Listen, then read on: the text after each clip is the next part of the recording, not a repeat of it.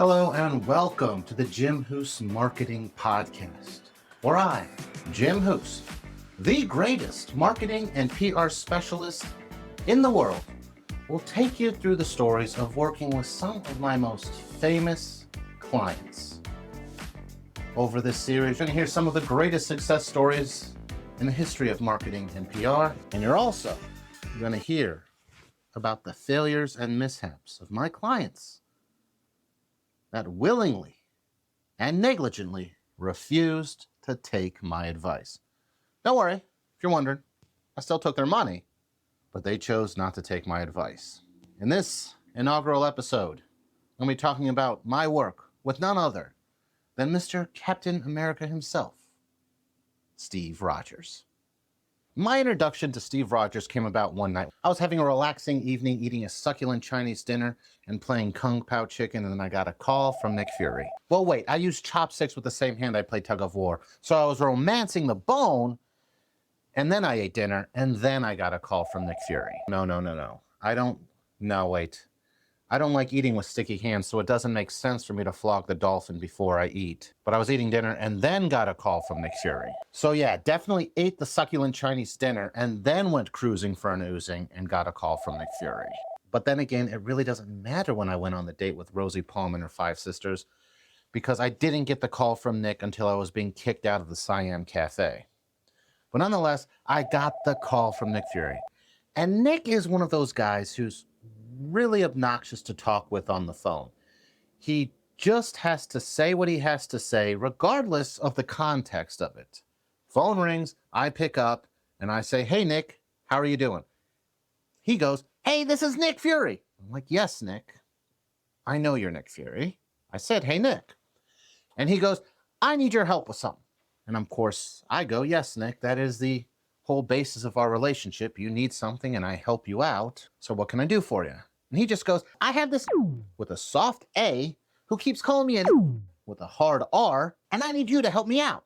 So we talk things over, and from what I can surmise, there's a guy who's about 80 years old, who's also 25 years old, and Nick wants to make him the face of S.H.I.E.L.D. and the Avengers, and I need to be the guy that gets him to do that. So hang up the phone, book myself a next day flight to New York. And let me tell you, folks, everyone's got to go to New York City every now and then, just so you can remind yourself why you choose not to live in New York City. Now, I could have gone into JFK, I could have gone into LaGuardia, and there's really no right option.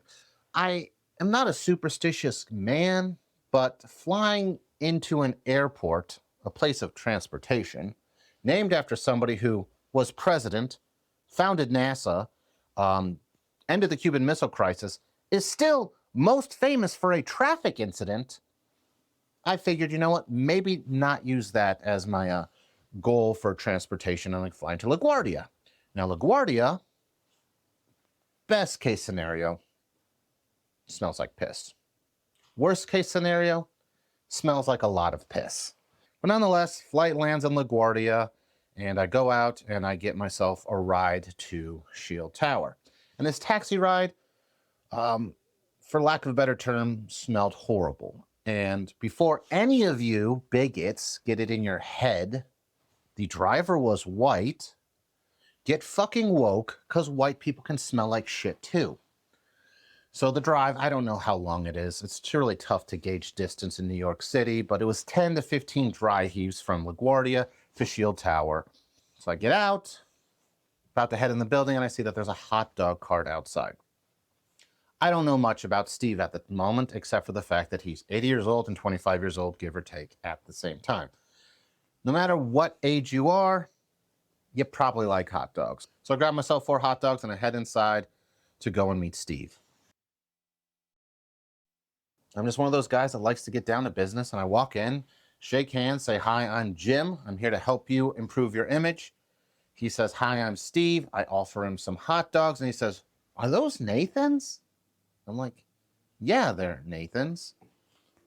It's like, "Nathan's still around?" I'm like, "No, I'm pretty sure Nathan himself is dead. But yeah, this is a hot dog cart outside." And he just gets this, like, almost like childish smirk on his face. Went from a building to a cart. I'm like, what do you mean by that? He's like, yeah, I knew Nathan. I went to his shop on Coney Island all the time. I was like, well, yeah, it's expanded now. It's like pretty international. There's hundreds, maybe even thousands of restaurants and carts all over the country and the world. He just gets this sad look on his face and goes, classic copper hugger. Now, I don't know what copper hugger means. I have looked it up. I have found nothing. Based on Steve's use of it, I know it's rather pejorative. But I ask him, what's the beef with Nathan? No pun intended. He says he went to Nathan's hot dog shop, gave him 25 cents for 5 hot dogs. He gets the bag, goes home, opens it up, sees that there's only 4 hot dogs. Steve goes back to Nathan's, tells him, hey, you gave me 4 hot dogs when I paid for 5. Nathan says, you paid for 5, I gave you 5. And then Steve says, no, you gave me 4. And Nathan says, who gets a bag, doesn't open it up and see what's inside? And Steve says, why would I open it up when I trust that you're going to give me 5 hot dogs when I paid for 5 hot dogs? And Nathan says, why didn't you open it up to see if you were missing a hot dog? Steve says, I trust you to give me 5 hot dogs. And Nathan says, shouldn't you know that it feels lighter than 5 hot dogs if there's only 4 hot dogs in there? And Steve says, shouldn't you know it's lighter than 5 hot dogs if there's only 4 hot dogs in there? And then Steve was going back and forth with this story, and it's, as you can tell, it's rather circular in nature, and then it just goes back and forth until Nathan says, hey, if you were to open up the bag in front of me, show me that there were 4 hot dogs when you paid for 5, I believe you and I'd give you the 5th hot dog. But you waited 20 minutes. I don't even know if you ate the hot dog and came back. And Steve says, hey, I'm here all the time. You see my face.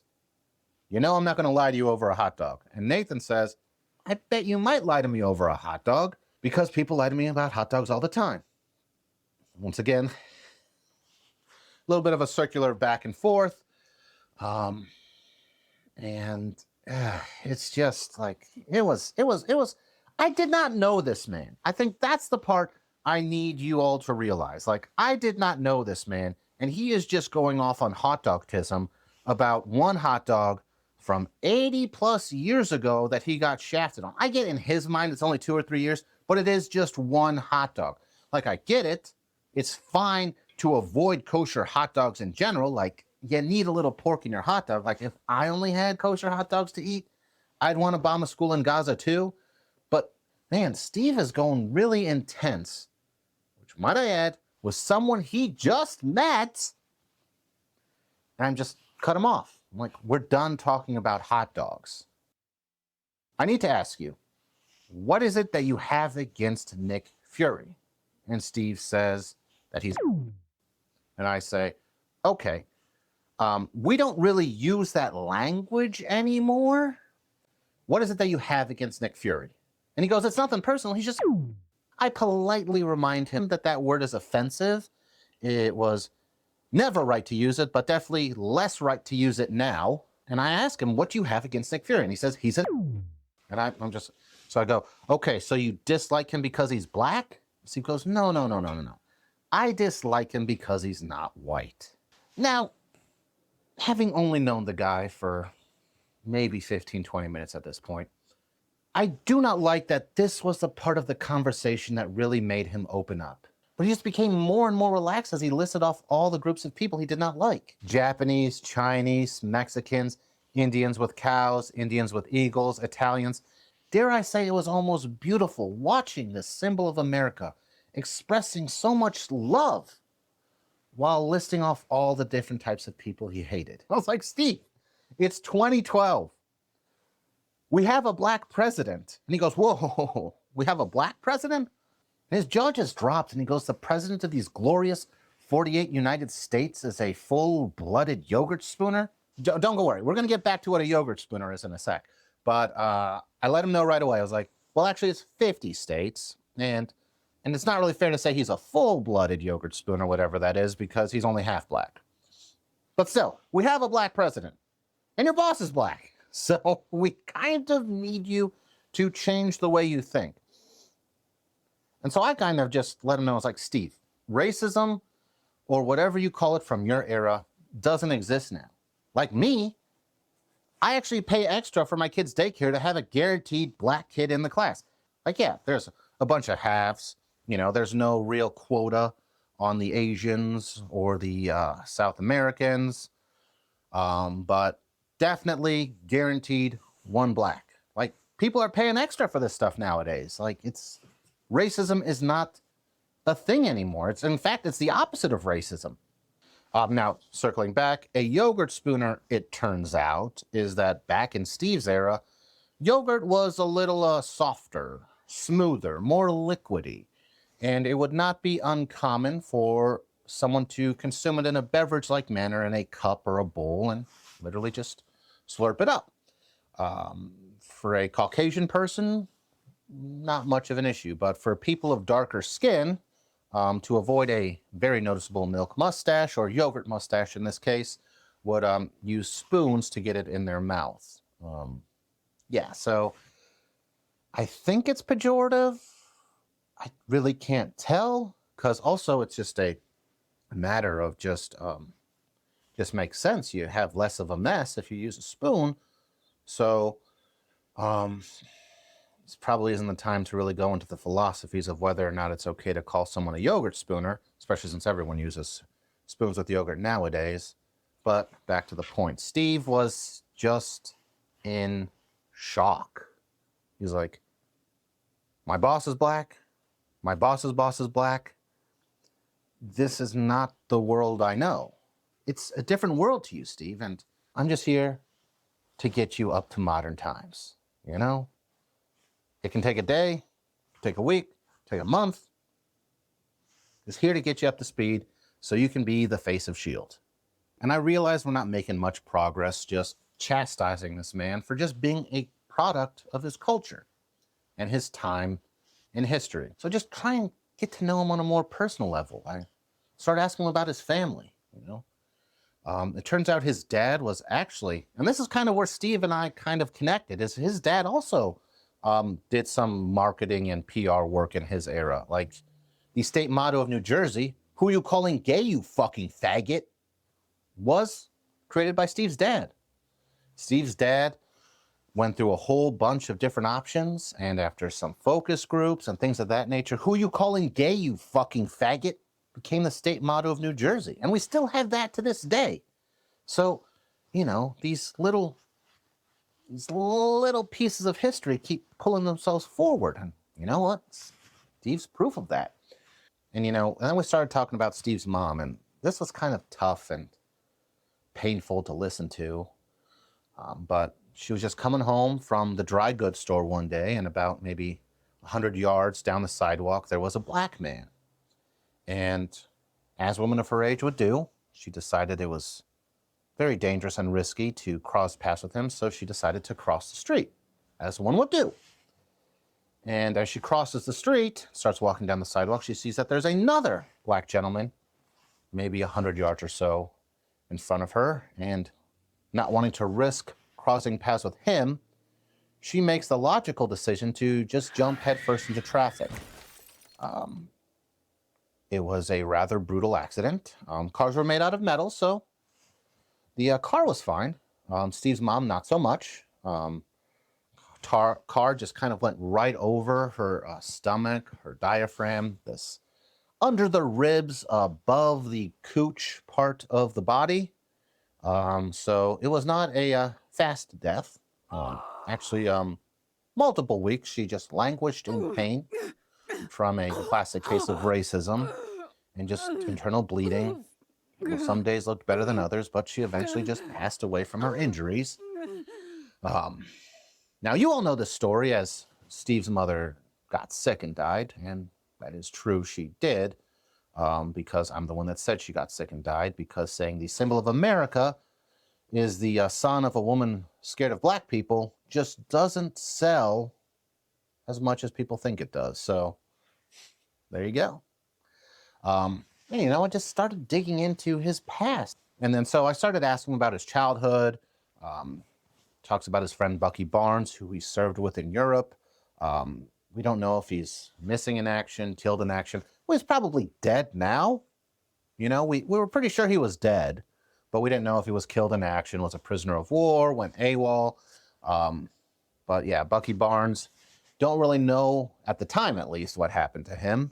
But just telling me how when they were kids, they actually won a Halloween costume contest for the scariest costume. They both tied. Bucky went dressed as Nosferatu. Steve went dressed as a black, and they just both tied for first place. So they got to split an apple. Yeah, that was prizes back then. You win a Halloween contest, you get an apple. So yeah, the depression was rough, kids. Don't ever forget that part, you know? Spend all that time making a costume. Get an apple if you win. And so we start talking more and more. I get to know the guy. Like, in some ways, he's perfectly normal. In other ways, he is not, you know. I felt it was reasonable to just start talking about the war. That is probably the most defining aspect of his life because, you know, he went to Europe and then crashed in a plane on the way to save America. So I let him know, you know, the war with Germany is over. They are actually one of our closest allies right now. And, you know, his crash happened so early in the war, so early, that he didn't know about so many details that were going on in Germany. Like, he had no idea about the concentration camps. I let him know that homosexuals, people of color, gypsies, Jews, Jehovah's Witnesses, being rounded up by the Germans and sent to concentration camps to be exterminated. And then so he gets this moment of clarity over his face, and he goes, oh, is that why they're our allies then? They were doing the work for us. Did we send Nathan over? And I lost faith in humanity for a little bit. I really did. But let him know that no, Nathan died of natural causes here in America, a free man. And working with Steve was really one of those career-defining experiences. Like, you know, season 3 of Seinfeld? Well, do you know seasons 4, 5, 6, and 7? You can thank me for 4, 5, 6, and 7 because no one thinks of Jerry Seinfeld porking that high school girl while he was in his late 30s. That's because of me. The last 4 seasons of Seinfeld are because of me. I'm not taking any credit for season 8. You know?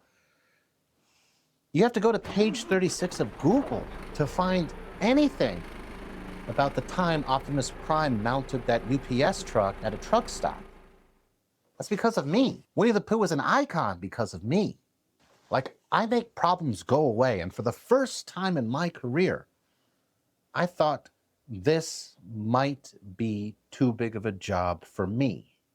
Like, Steve was messed up in the head. Like, it was more than just being a product of his times. Like, this was ingrained in him. Like, your racist uncle at the holidays looks like a blue-haired, non-binary person that shops at black-owned businesses, and you know they only shop at black-owned businesses because they always tell you they only shop at black-owned businesses.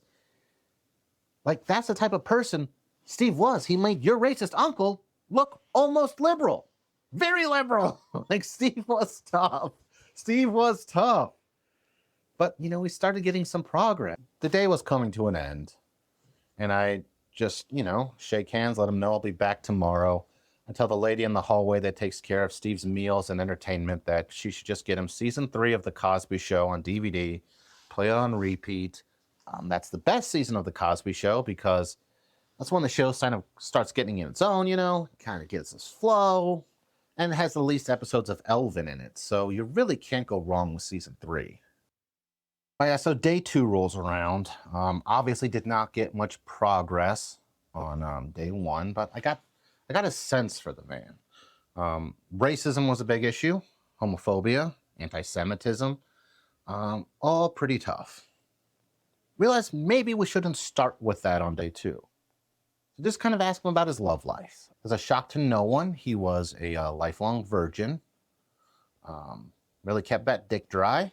We started talking, and before his crash, he kind of met somebody he loved, Peggy Carter. She was part of the equivalent of British Special Forces at the time. They really got to know each other for a few weeks in Europe before his crash, and I started asking him about her. I was like, you know, did you hold hands? Did you kiss? just kind of getting his feel for this woman. And he's just like, man, I really just loved her, We would just fall asleep, my arms around her, kind of spooning. And that was just perfect. It's just like, that was perfect. She's drooling in your arm and farting on your dick is perfect to you. And Steve points out that Peggy pointed out that British girls do not fart. And based on the British girls I know, they definitely fart. They fart very well, in fact. Whatever. Peggy must have been holding back on the fiber or whatnot for those few weeks, but apparently Steve never got a whiff of her essence, if you know what I mean. The guys hung up on the fact that he owed her a dance and a date when he got back. And now she's some crusty old lady, never married, never had kids. That's fine. That's not for everybody, but I really hope it's because she probably got a little bit of a buy bone instead of just saving herself for Steve Rogers. But, it's real tough to ask a lady if she's a carpet muncher. So never really got around to it before her passing. But I hope Steve got closure on the fact that he eventually did get to see her. But man, for her, waiting around, little Captain Virgin. I get it was the 40s. But man, that was her idea of a perfect man, was some literal steroid freak who never touched some boobs. It was her knight in shining armor. Whatever floats your boat, lady. Rest in peace. But boy, Steve really loved this lady. I don't get it. I met her a few times. Granted, she had dementia, so I didn't get the full Peggy Carter, but boy, what a snore fest. Not the conversationalist, if you know what I mean. Her niece, no walk in the park either in the personality department, but I digress. We're here to talk about Steve. So, day 2, we didn't really get much done. Just when someone is this ingrained in what I gotta ungrain out of them, you just kind of got to get to know them. You really just have to chat. And that's kind of what we did. We talked about baseball, talked about how blacks can now play. He did not like that too much, but I reminded him it's not up to you, Steve. Blacks can play baseball. Football became a big thing. Basketball also. Also a lot of blacks in both of those. Steve did like hockey because there weren't a lot of blacks in hockey. Didn't really know much about it, but we're scanning through ESPN. He did like the lack of blacks. Always weird bonding with somebody over sports, and the thing that they like about it is the racism, Like some people like the Ravens because they're purple. Steve dislikes them because they're black. Under the helmets, that is. It was a slow day. But I came prepared. I left him with the Diary of Anne Frank to read overnight so we could talk about it the next day. He did not really appreciate the book as much as I hoped he would. I got him the unabridged version, so he was kind of upset that I gave him a book about a girl that is a lesbian and fingers herself. Didn't help that she was Jewish either, let me tell you. Did not help much that she was Jewish, but he really didn't like that she was a lesbian that fingered herself. Granted, kids are gonna discover their bodies, but yes, they didn't in the 1940s in Steve's world, but he at least began to empathize with the plight of people that don't necessarily look like him. And we kind of started seeing some progress as the days turned into weeks, turned into months. Not that many months, 2 months. 2 months. He kind of became the Steve Rogers you and I know and love today. I realized it was time to probably get him out in the world, see how he acts. So I kept things kind of neutral, kind of easy to navigate. Took him out to Chipotle. Because you know what?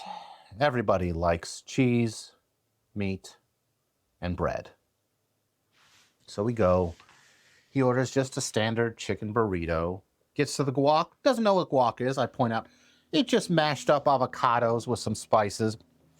Most people don't get it. It's mostly just at Chipotle as a tool for first dates. So if a woman orders it, a guy knows he's going to get a blowjob. But really, other than that, most people don't get it. You know, he did well. Like, you know, bread, cheese, and meat unites all of us, regardless of our skin color or creed. You know, we all like those things, unless you're a Hindu. A lot of vegetarian Hindus. We did not go into that all too much, kind of leaving that up to God, because there's only so much you can do with Steve Rogers in the limited amount of time. Because even S.H.I.E.L.D. has a budget, folks. Even S.H.I.E.L.D. has a budget. But he did well at Chipotle. The next day, I took things from easy to hard. We went from a Mexican restaurant based in Colorado to a legitimate New York City bodega. And for those of you that aren't familiar with New York City bodegas, they are the absolute best and worst stores in the world. You kind of walk in, all the drinks are in cans. All of them. Just on the same shelf in the fridge, which, by the way, is not too warm, but not too cold. So it's kind of like a step better than warm beer, but the sodas are, you know, at least drinkable. But yeah, you'll see Coke, you'll see Pepsi, you'll see Sprite, you'll see 7-Up, whatever, all on the same shelves and cans, plus plenty of Mexican or other ethnic or culturally different sodas all on the same shelf. But yeah, that's kind of like a bodega. They're both clean, but you definitely think they could use some more cleaning type things. The shelves on different racks don't match, but whatever. They sell fruit, they sell meat, they sell vegetables, plenty of dry goods. Lots of dry goods. If you want some good junk food, folks, hit up a New York City bodega.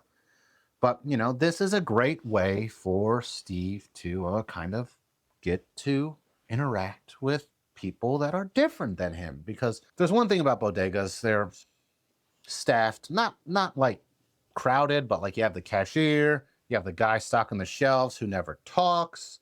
But if he overhears you talking about weed, his ears perk up, he stops working, and he starts talking to you about weed.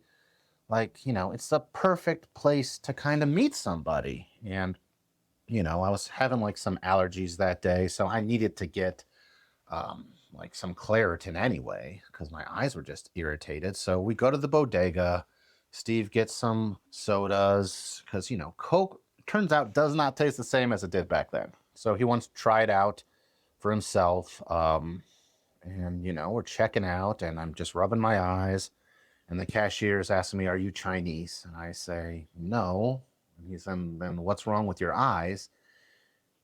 And then Steve just grabs him by the collar and shakes him and says, "First of all, there's nothing wrong with being Chinese. Second of all, when you speak to one of my friends, you're going to call them sir." It was just beautiful. My work was starting to pay off. Steve actually combated racism in the flesh, in person. He passed the test, because if you can go into a bodega and not be racist, like, you can go anywhere and not be racist. We head back to S.H.I.E.L.D. headquarters, hop on the phone with Nick, let him know that my work is done. Now, Nick wanted a meeting, and of course I agreed it was important to talk about how things are going to progress when I'm done. And me and Nick realize, or should I say, come to the conclusion that Steve really isn't ready to go out entirely on his own. Like, he started calling Nick sir. You know, he's being respectful, shaking hands, not worried about his skin changing color afterwards. Like, Steve is really becoming a modern man. And we just come to the conclusion that he needs a starter black. So we go through the Rolodex, find that, you know, Sam Wilson might be the best starter black for Steve, you know. Just get him to know the ropes, get him up to date on American culture even more than I could, especially in the real world, but also expose him to different racial and cultural aspects, you know, literally in the field. So we make some calls, get Sam a job and opportunity to work in Washington, D.C., get Steve transferred to the Pentagon and the S.H.I.E.L.D. office out there. He just kind of trades off each day, but recommend to him that he make early morning runs around the reflecting pool, and lo and behold, he meets Sam Wilson, and the rest, dare I say, is history. So that rounds out my time with Steve Rogers. It was a interesting 2 months, but it's nice to see that he's become the man that he is entirely because of me, Jim Huss, the world's greatest marketing and PR specialist. In the next episode, I'm going to be talking about my time working with Winnie the Pooh. If you have any questions about how successful I am, this is a bear with no pants that we let around children because of me. So I look forward to seeing you all in the next episode. Like, share, subscribe, click, I don't know, whatever it is you're doing on whatever platform you are listening to this. Please do that. Tell your friends, especially tell people in the industry. They want to know how to be good at marketing and PR. This might be the place to show them.